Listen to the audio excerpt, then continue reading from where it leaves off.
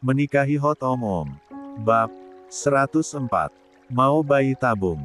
Silahkah? Seru Widya. Tapi mau berapa bulan kalian mencobanya? Nggak langsung jadit. Widya begitu realistis terhadap jalannya bayi tabung. Memakan waktu, biaya, dan tenaga. Tidak mudah memilih jalan itu. Sebab ia tidak sendiri mengalami hal tersebut. Teman-teman seperjuangannya bahkan sampai berulang-ulang kali baru bisa dinyatakan positif. Dan itu juga belum tentu aman dari berbagai resiko. Apa gunanya nikah? Mau nyumbang sperma doang. Jahat. Jantung Mahesa benar-benar terasa ingin pecah mendengar ucapan kasar Widya. Ia pun merasakan sesak itu. Aku tertekan dengan semua permintaan keluarga kamu. Mereka menekanku supaya kamu cepat bikin bajinga cepat hamil, Mas. Mereka suruh aku bujuk kamu supaya gerak cepat. Alasan mereka cukup kuat, Mas. Mereka juga nggak bisa disalahkan karena pengen Cila selamat. Kamu mau nyalahin siapa lagi, Mas? Kamu juga nggak bisa nuntut mereka karena tanpa sadar nyakitin aku. Fokus mereka Cila dan itu nggak salah. Aku bahkan nggak bisa ngebayangin kalau anak aku punya ayah kayak Mas Mahesa. Gimana nasibnya? Kamu sama sekali nggak mau ngalah cuma karena perempuan yang sama sekali nggak ngasih apa-apa ke kamu. Kamu terlalu lemah, Mas. Kamu lamban. Kamu itu ayah yang payah. Cukup. Ucap Mahesa dengan tangan yang mencengkeram rahang Widya semakin kuat. Kamu memang benar. Semua ucapan kamu memang tidak ada yang dapat saya sangkal. Kamu benar, Buna. Saya cuma mikirin nasib perempuan yang udah bikin mayat hidup ini bernyawa lagi. Air mata Mahesa menitik. Mata elang yang biasa menatap tajam itu benar-benar memerah. Jeda sejenak. Mata itu kembali saling memaku. Oke kalau itu mau kamu. Lelaki payah ini akan menuruti semua mau kamu. Kamu, Buna, selalu saja, selalu memakai kelemahan saya. Teruskan saja. Teruskan sampai kamu puas. Cengkeraman tangan pada wajah Widya perlahan mengendur, kemudian lepas tanpa jejak. Mahesa, lelaki itu meninggalkannya sendirian. Membuat tubuhnya seketika luruh di lantai tanpa tenaga. Untuk kedua kalinya. Dalam satu hari, ia kehilangan pijakannya sendiri. CD. 1 minggu telah berlalu. Mahesa benar-benar tidak tidur bersama Widya melainkan di kamar jingga. Selama itu pula, diam-diam Widya menangisi keadaan itu. Hatinya bagaikan diiris setiap hari. Lelaki itu benar-benar merealisasikan keinginannya. Berada lebih dekat dengan istri keduanya. Kenapa kamu nggak tidur di kamar Widya aja, Mas? Tanya Jingga yang sebenarnya heran dengan kelakuan Mahesa akhir-akhir ini. Lelaki itu tidur di sofa kamarnya tanpa melakukan apapun. Bahkan ia sama sekali tidak berniat menyentuhnya. Kamu cuma pengen ngecoh Widya, kah? Mahesa tidak menjawab. Lelaki itu lekas memejamkan matanya sebab sudah terlalu lelah hari ini. Pagi pun menjelang. Widya bergegas ke dapur seperti biasanya. Membantu Mbok Sumi menyiapkan sarapan. Namun ada pembicaraan yang tidak sengaja ia dengar yang membuatnya terkejut. Jadi, seminggu Mahesa di kamar kamu, kalian nggak ngapa-ngapain? Tanya Eyang Sasmita pada Jingga. Padahal perempuan sepuh itu sudah cukup senang karena Mahesa akhirnya mau mengalah. Enggak, Yang. Mas Mahesa tidur di sofa kamar Jingga. Mungkin sedang ada masalah dengan Widya. Mereka juga nggak kelihatan ngobrol akhir-akhir ini. Kenapa ya, Yang? Eyang Sasmita mengibaskan tangannya di depan wajah. Ya sudah, malah bagus. Biar aja hubungan mereka semakin renggang. Tapi kamu ada usaha, kan buat dekatin Mahesa? Jingga menggeleng. Jingga nggak berani, Yang. Dia terlalu membatasi diri dengan Jingga. Dan Jingga juga nggak bisa maksa dia. Sebenarnya Jingga juga kasihan dengan Widya. Dia pasti udah salah paham. CK. Eyang Sasmita berdecak tidak suka. Kamu itu kasihan sama Widya. Tapi kasihan gak lihat anakmu sendiri. Dia sedang berjuang antara hidup dan mati, kamu masih sempat-sempatnya mikirin orang lain. Kemarin juga Cila ngedrop lagi, apa kalian ini mau nunggu dia sampai nggak bisa tertolong lagi baru bergerak? Jingga menjepit bibirnya. Ila bahkan bingung harus bagaimana. Ia benar-benar tidak mungkin memaksa. Mahesa. Nanti malam, kamu harus mulai lebih dulu, Jingga. Pakai wewangian yang biasa Widya pakai yang udah beberapa waktu lalu yang kasih ke kamu. Sudah seminggu dia di kamar kamu, itu artinya dia dan istrinya yang itu belum melakukan ritual suami istri. Kamu jelas tahu, laki-laki itu kebutuhannya harus dilepaskan paling tidak 2 hari atau 3 hari sekali. Seminggu udah terlalu numpuk. Pasti dia butuh pelepasan. Gunakan kesempatan ini, Jingga. Datangi suamimu. Dan berdandan seayu mungkin. Biar saja nyamain Widya. Pikiran dia pasti sekarang ada di perempuan itu. Kecoh sedikit. Pokoknya, malam ini kamu harus berhasil ibadah sama dia. Jingga hanya bisa menelan ludahnya susah payah. Lah bingung setengah mati. Entah ia berani atau tidak melakukan apa yang Eyang minta ini padanya. Jingga coba, Yang. Eyang Sasmita tersenyum. Mengusap lengan Jingga dengan lembut. Bagus. Eyang tunggu kabar baiknya. Plus. Ruang makan keluarga. Bun. Nanti temani Eyang reunian sama teman-teman Eyang, ya. Seperti yang sudah kita bicarakan beberapa hari yang lalu. Saat semua orang sedang ada di meja makan untuk sarapan bersama, Eyang Sastro langsung meminta Widya menemaninya. Mahesa pasti ngizinin. Kamu tenang saja. Untuk sesaat, mata Widya dan mata Mahesa langsung bersitatap. Sungguh, Widya merindukan lelaki itu. Begitu juga lelaki itu, begitu merindukan istrinya itu.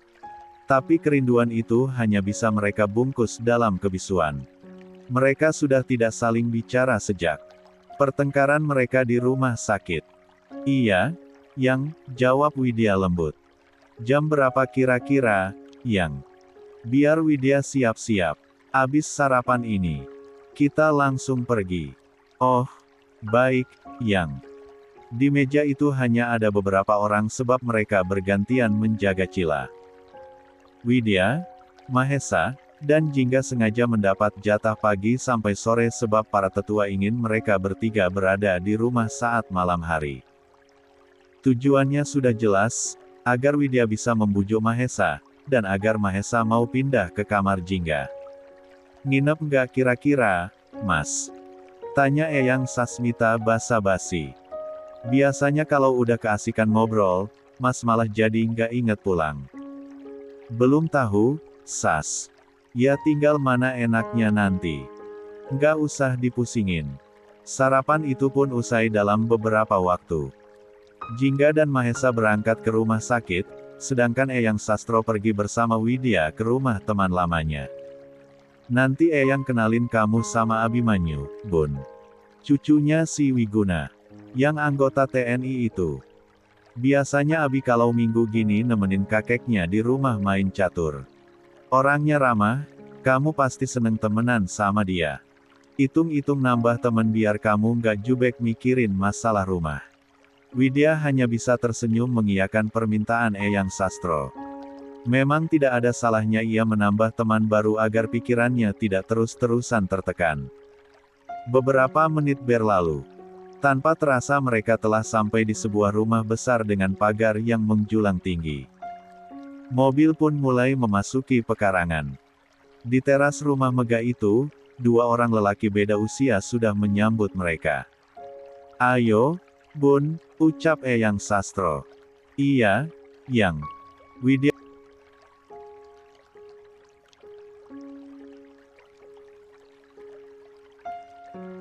Ayo, Bun, ucap Eyang Sastro. Iya, Yang.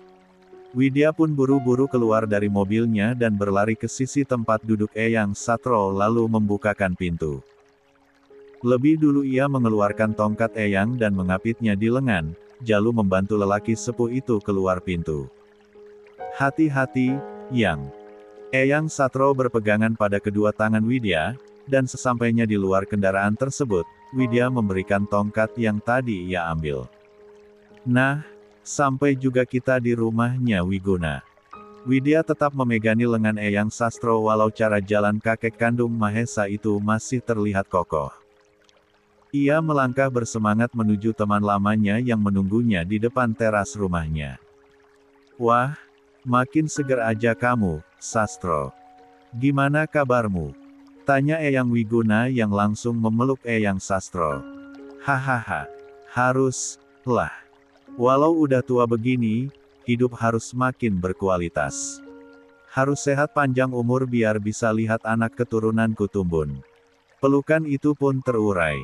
Beruntung cucu-cucumu sudah pada menikah, lihat cucuku ini. Masih betah. Sendiri. Eyang Sastro langsung menepuk-nepuk lengan lelaki kekar di sebelahnya. Makin gagah aja kamu, Mahesa masak ia belum punya pasangan. Kasihan lo kakekmu ini, pengen cepat punya cicit. Iya, Yang. Nanti kalau sudah ketemu jodohnya, pasti kejar target bikin cicit yang banyak. Hahaha, kamu ini, bisa aja ngelesnya. Jeda sejenak, Eyang Sastro kemudian menoleh pada Widya. Bun, ayo kenalin, ini namanya Abimanyu. Pak Tentara yang selalu sibuk melindungi negara. Cucunya Wiguna. Widya pun tersenyum. Mengangkat pandangannya. Dek, loh, Mas Coklat. Lelaki bernama Abimanyu tersebut tersenyum. Mengulurkan tangannya. Ketemu lagi sama saya, Mbak. Kalau mau pakai jasa nang. Mas. Widya langsung menjabat tangan Abi dan meremasnya. Memberikan kode pada lelaki itu. Abi terkekeh. Iya, Mbak. Rahasia kok. Aman. Dua orang tua itu merasa heran melihat interaksi Abi dan Widya. Kalian udah saling kenal. Kalau kenal belum, Yang. Tapi kemarin Mbak Widya ini jadi penumpangnya Abi. Sek, kamu masih iseng jadi supir taksi online, Bi? Tanya Eyang Sastro keheranan. Ada-ada saja kelakuan cucu sahabatnya itu. Abi menggaruk tengkuknya yang tidak gatal. Masih, Yang. Iseng? Mana tahu ketemu cewek cantik. Ternyata kemarin malah ketemu bidadari. Wajah Widya memerah. Kupingnya panas dipuji seperti itu. Lah takut Eyang Sastro salah paham. Hahaha. Cucuku yang satu ini memang seperti bidadari. Cantiknya seperti apotek tutup kalau kata orang sekarang. Nggak ada obat, ya, Yang. Sambar Abimanyu yang membuat semua orang terkekeh. Aku malah nggak ngangka kamu punya cucu secantik ini, Sas, ucap Eyang Wiguna menyela. Kenapa aku baru tahu ada dia? Rasanya dia bukan Laivia. Di kode seperti itu Eyang Sastro langsung menyuruh Widya menyalimi temannya itu. Sampai lupa. Bukan. Ini bukan Laivia, Gun. Ini namanya Widya. Dia ini adalah cucu Menan. Loh, Eyang Sastro udah datang. Ayo masuk. Kok malah lama-lama di luar? Tiba-tiba seorang wanita paruh bayar keluar menginterupsi obrolan dua sahabat itu. Eyang Sastro sampai tidak jadi menjelaskan siapa Widya sebenarnya. Iya, Nduk. Keasikan Bapak, ucap Wiguna pada putrinya. Perempuan itu adalah Hening, putri pertama Eyang Wiguna. Ayo, kalau begitu kita masuk. Semua orang akhirnya masuk ke dalam rumah besar itu. Bukannya ke ruang tamu, mereka malah menuju taman belakang rumah. Eyang Sastro dan Wiguna berada di area kolam renang sambil menggelar papan catur. Mereka, sedangkan Widya, berada di dapur membantu Hening menyiapkan minuman. Jadi nama kamu Widya, Nduk? Tanya Hening pada Widya yang sedang mengaduk di depannya. Iya, Bu. Nama kamu indah. Juga lembut seperti pemiliknya. Widya tersenyum. Hening persis seperti Mama Indah. Kepribadiannya sangat lembut. Ia jadi merasa diterima sebagai tamu. Makasih, Bu. Nggak saya aja, kan, yang ngomong kalau nama kamu itu memang bagus, Mbak. Abi tiba-tiba datang menginterupsi. Membuat dua perempuan beda usia itu mengalihkan atensinya. Kamu ini, Mas. Bikin kaget aja. Abi tertawa kecil. Maaf. Maaf. Ya udah. Dimaafin. Tapi tolong temenin Mbak Widya antar ini ke Eyang. Biar Mbak Widya bawa camilannya. Abi memberikan sikap hormat seperti pada komandannya. Siap, Ibu Negara. Widya terkekeh dibuatnya. Lelaki itu tampak ramah dan humoris. Ia juga hangat dan tidak kaku. Sejenak ia malah membandingkan lelaki ini dengan Mahesa. Dua orang yang memiliki kepribadian jauh berbeda. Mahesa, suaminya itu cenderung kaku dan pendiam. Sedangkan Abi, lelaki ini suka mencairkan suasana dan ramah pada semua orang. Ah, kenapa juga pikirannya sampai di sana? Ayo, Mbak. Kita laksanakan perintah Ibu Negara. Nanti saya diomelin kalau lama-lama. Widya pun meraih nampan berisi beberapa camilan. Iya, Mas. Ayo. Dua muda-mudi itu pun berjalan beriringan seperti pasangan. Mengantarkan camilan dan minuman itu pada eyang-eyang mereka yang sedang sibuk bermain catur. Desama camilannya, yang, ucap Widya dengan lembut. Iya, Nduk. Lagi seru ini. Nanti pasti kami minum tehnya. Eyang Wiguna di sana yang menjawab. Bi, kamu ajak Widya keliling taman atau mancing di kolam belakang. Jangan di sini, Eyang lagi fokus, nanti kamu rese gangguin. Bisa kalah lagi Eyang. Halah, kamu itu, kan memang susah menang dariku, Gun. Eyang Sastro langsung menimpali. Abi terkekeh. Eyangnya itu memang selalu begitu jika sudah bertemu dengan teman lamanya. Cucunya langsung tidak dipakai dan tergantikan begitu saja. Ayo, Mbak. Kita mancing di belakang. Ada kolam ikan di sana. Juga ada dapur kecil kayak pondok. Nanti kita bakar ikan. Gimana? Boleh, Mas. Ayo. Abi dan Widya melangkah ke taman yang berada lebih jauh di belakang. Masih satu pekarangan. Namun jaraknya lumayan jauh. Dan seperti yang sudah dikatakan oleh Abi, di sana memang ada sebuah pondok kecil. Kawasannya terlihat nyaman dan rapi. Sungguh, terlihat asri dan tenang. Bahkan di tengah-tengah kolam itu ada air mancur yang membuat air terdengar bergemercik segar. Duduk di sini, Mbak. Biar saya yang masang umpannya.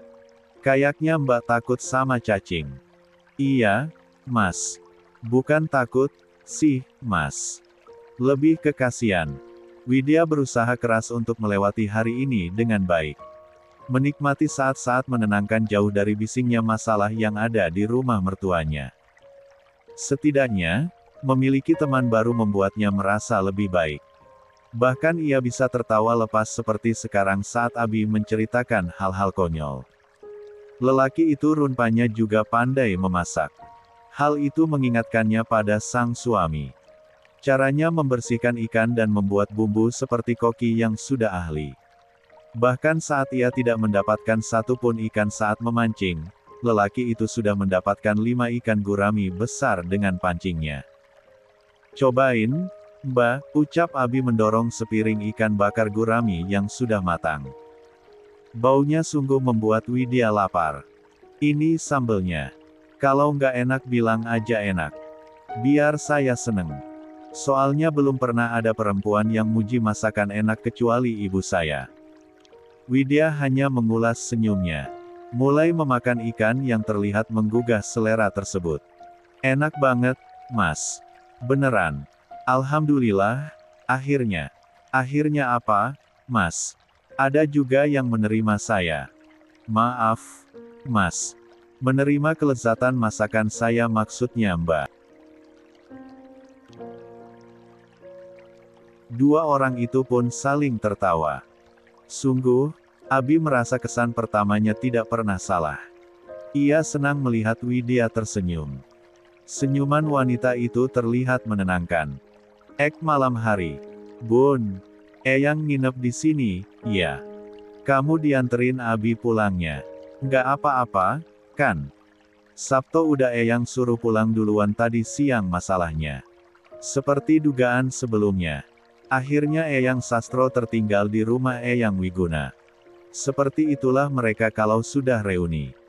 Bisa saling menginap satu sama lain.